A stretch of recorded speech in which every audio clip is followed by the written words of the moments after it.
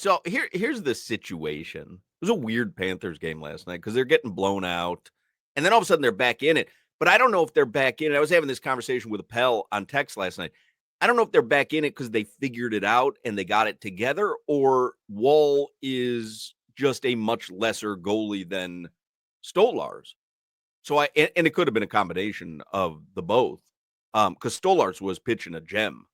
Really. He really was. Um, but it was a strange game because they're getting blown out.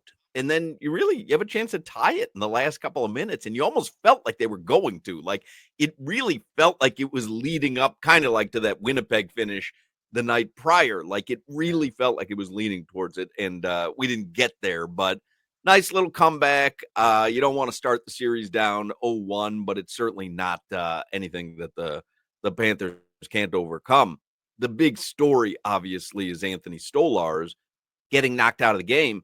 And Solana and I were talking about it before the show started. I mean, I don't think it was the Bennett arm to the head. I think it was the slap shot. I think we're both in agreement. I think people are coming around to it, but I think the slap shot that knocked his helmet off just a couple plays before is probably where he attained the head injury. And it may have been exacerbated because he wasn't feeling himself since then. And then all of a sudden he hits the ice again from a forearm from Sam Bennett that really packed no punch to it. When I look at the replay, like there was no force there.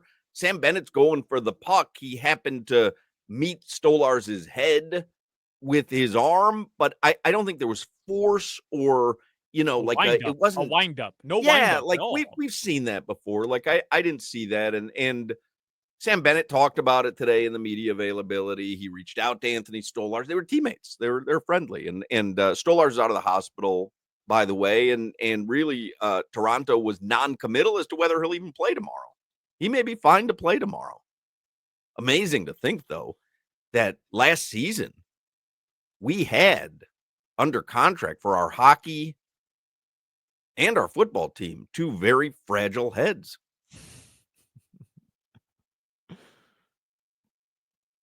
Bro, how could he be throwing up and they let him go back out onto the ice after a head injury? Well, they How? didn't. That's when they pulled him. They I thought pulled he him. went back out there. No. He was in after the hit and after the slap shot. Yeah. But at one point during a period break, he had skated over to the bench and he was leaning over the bench and he was yakking. That's when they pulled him.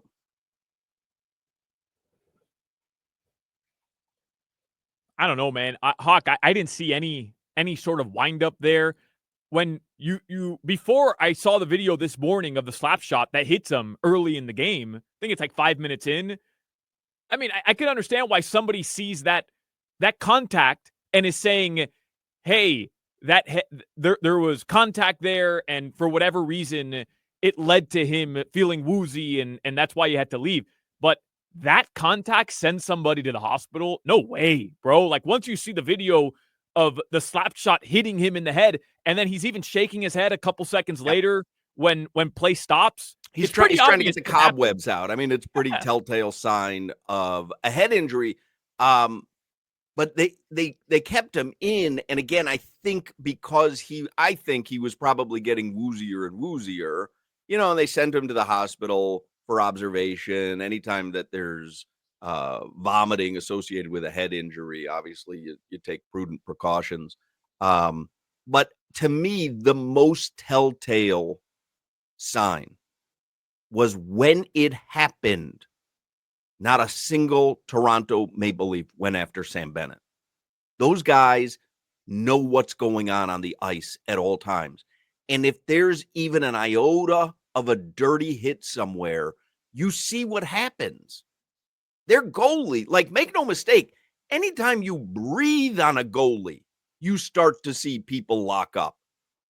And there wasn't a single Maple Leaf. First of all, there wasn't a penalty. And again, they call that stuff very closely when it comes to the goalie. They protect the goalie. It's a very big concern for the league. There was not a penalty, and there was no riffraff by the Maple Leafs after that because they didn't see anything that met that. Now, Does that mean they won't use it as a rallying cry tomorrow? Of course not. But I don't think that there's much to be seen there other than Anthony Stolarz got knocked in the head, the face, with a slap shot, and he was feeling the effects of it, and maybe that added on to it, but I don't think there was any ill intent by Sam Bennett, and the league certainly could have had a hearing today. They could retroactively punish him. They're not going to do that, so I just don't think there's anything to see here.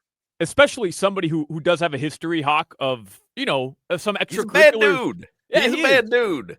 And you go back to what you were saying to start the show, where it felt like there was a flurry of shots by the Panthers in the third, down 1, where it seemed like they were about to tie it, and Sam Bennett gets called for a 2-minute minor, and I thought that totally deflated all of the momentum that the Cats had, and I was pissed off at that penalty because it was such a dumb late hit by him. But is it because of his history that the hockey community is in some sort of an uproar? Because no. I am seeing just people come for Sam Bennett, talk about how he should be suspended multiple games, and I swear I'm trying to look at it by not being blinded by the fact that I'm a Panthers fan and a Sam Bennett fan, and I'm saying, what are people looking at here in a sport where they celebrate punches being thrown constantly? Right, but not against the goalie. Not against the goalie. Here's the thing. If you think about it in a vacuum, you didn't watch the game or you watched it casually, or you're just seeing the highlights. Anthony Stolarz was having a very good game. He connected at some point in the crease with Sam Bennett's arm, went down, went to the bench, was throwing up, was taken to the hospital for a potential head injury. 2 + 2 = 4 in most situations. But you have to give it the context of the slap shot that he took earlier. Most people won't go back that far to figure that out. And you also have to understand, like, this isn't, Brad Marchand and the Panthers 2 years ago.